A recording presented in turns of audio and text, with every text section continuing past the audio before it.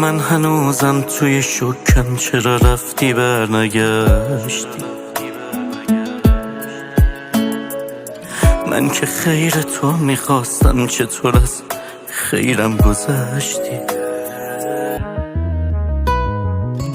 شبام از وقتی که رفتی همه تو بیداری صبح شد.